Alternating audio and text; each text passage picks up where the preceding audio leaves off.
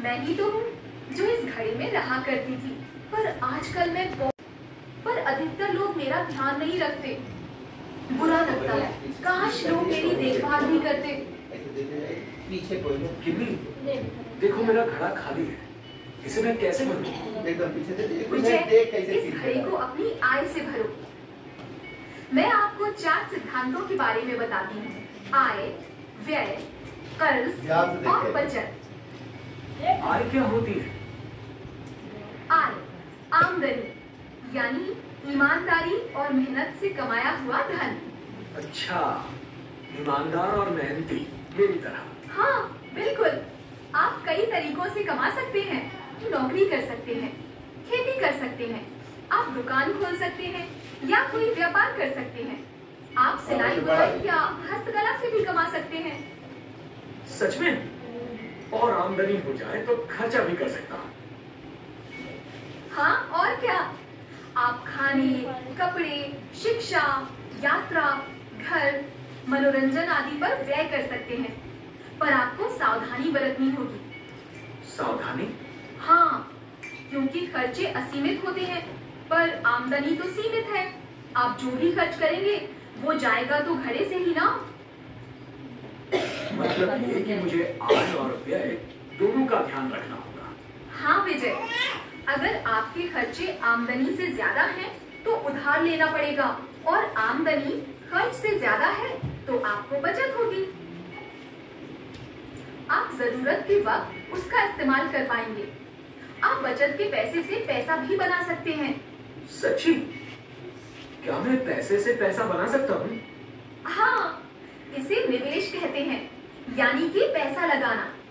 इसके बारे में मैं बाद में बताऊंगी। विजय, आप पैसा बचाया करो, नहीं तो आपको कर्ज लेना पड़ेगा। कर्ज? मुझे तो अक्सर कर्ज लेना पड़ता है। ये ठीक नहीं। आपको भविष्य में अपनी आमदनी से इसे चुकाना होगा। अगर आप बचत करते हैं तो आपके पास भविष्य की जरूरतों के लिए पैसा होगा। मैं सब समझ गया। अगर मैंने अपनी कमाई से ज्यादा खर्च किया तो मुझे कर्ज लेना होगा, और अगर मैं होशियारी से खर्च करता हूँ तो मेरा घड़ा पैसे से भरा रहेगा और मेरा आने वाला कल बेहतर और सुरक्षित होगा। बिल्कुल, ये याद रखना। फिर मिलेंगे।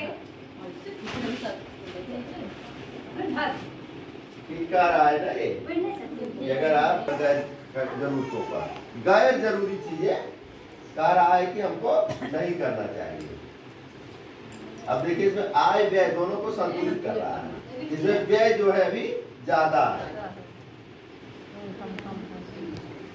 इसमें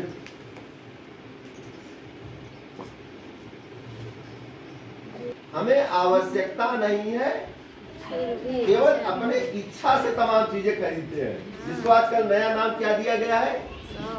स्थान का ना हो। इच्छा है कि हमारे पास शॉपिंग करने जाएं तो तमाम चीजें जरूरत की गैर जरूरत की खरीद लें जो पड़ी रहती है, और ये है आवश्यकता। आवश्यकता हमें 2, 3, 4। अरे विजय, बार बार ये सिक्के क्यों गिन रहे हो? परेशान क्यों हो? उसी दिन मेरे दोस्त ने भी 100 रुपए की बचत की। आज मेरे दोस्त ने बताया कि उसकी बचत बढ़कर 100 रुपए से 108 रुपए हो गई है। उसके पास 8 रुपए ज्यादा है। ये अजीब है। विजय, आपके दोस्त ने बचत के पैसे कहाँ रखे थे? शायद किसी बैंक में। अब समझी, आपने घड़ी में पैसे रखे और उसने बैंक में। यही फर्क है, उसने पैसे से पैसा बनाया, आपने नहीं। बैंक में पैसे रखने से क्या पैसे ज्यादा हो सकते हैं? बैंक ब्याज जो देता है। ब्याज? ब्याज क्या है? बैंक मूल राशि जमा करने पर जो अतिरिक्त धन देता है उसे ब्याज कहते हैं। पर मुझे कैसे पता चलेगा कि मुझे कितना ब्याज मिलने वाला है? ब्याज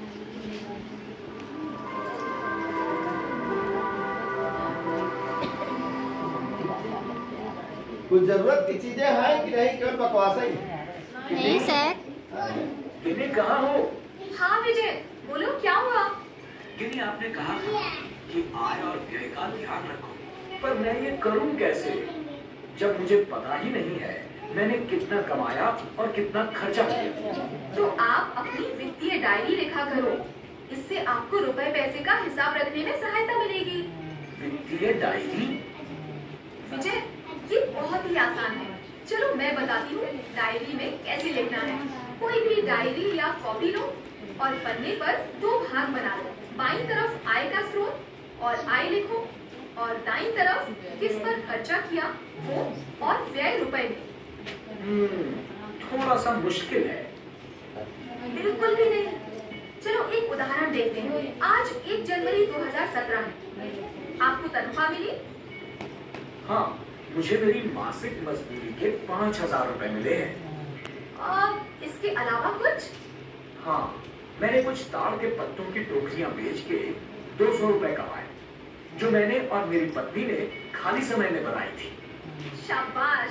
अब आपने जो भी खर्च किया है वो बताओ, छोटा बड़ा सब कुछ। मैंने 1,000 रुपए का राशन लिया और मेरी माँ के लिए 200 रुपए की दवा और 20 रुपए की चाय पी, बस। आपने कुल खर्च किए 1220 रुपए। हाँ, बिल्कुल सही है।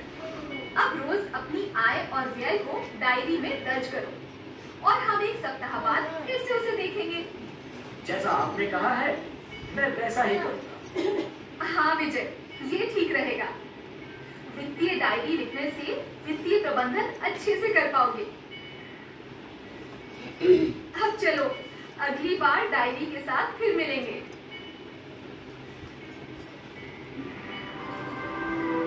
वित्तीय डायरी की जरूरत है कि नहीं है? है ना? ऐसे पता नहीं चलता जैसे कितना पैसा आया और हमने कितना, 12,000 15,000, थोड़ा नीचे सोचिए, ऊपर ना सोचिए। 10,000 आई। अब 10,000 वाले को मासिक बजट बनाना है कि भैया हम कितना खर्च करें, कैसे खर्च करें। तो अगर आपको कभी कोई फोन करके ये कहे कि मैं बैंक का अधिकारी हूँ और आपसे आपके पासवर्ड और पिन मांगे, तो भूल कर भी उस पर भरोसा नहीं करें। बैंक कभी अपने उपभोक्ता से ये जानकारी नहीं मांगता है। मैं पूरी सावधानी रखूंगा। इन्हीं मैं चाहता हूँ कि मुझे हर वेतन के लिए मतलब 1,000 2,000 150 आएगी करीब, तो 150 रुपये क्या है, 3,000 की ले लो। आपका 5,000 की आएगी 200 करीब।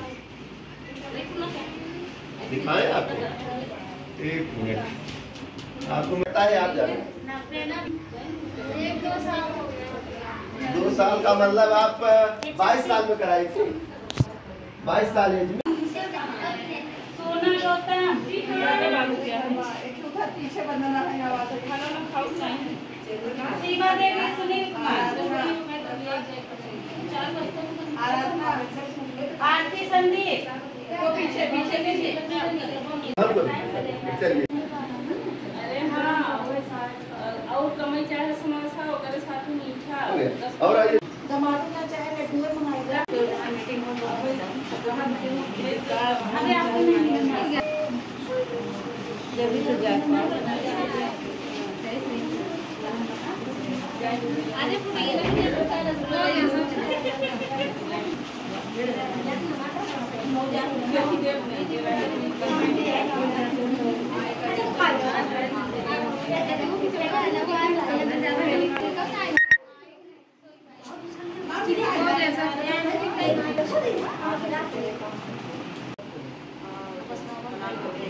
ये वीडियो बना रहे क्या?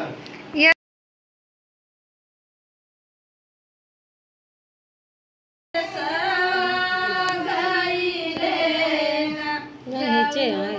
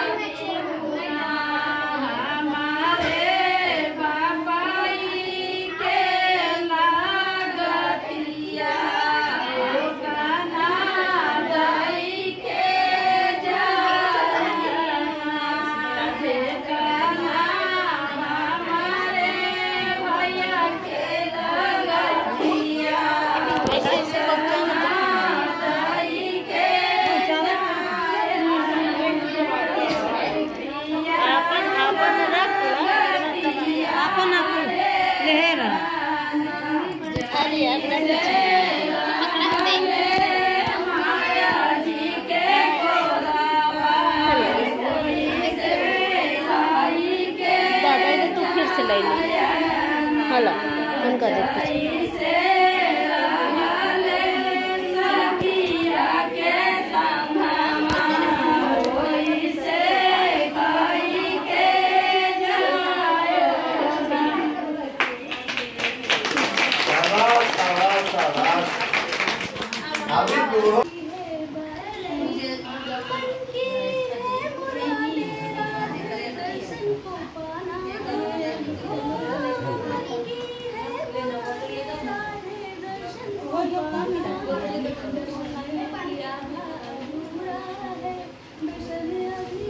रेड वाला था, ये रेड वाला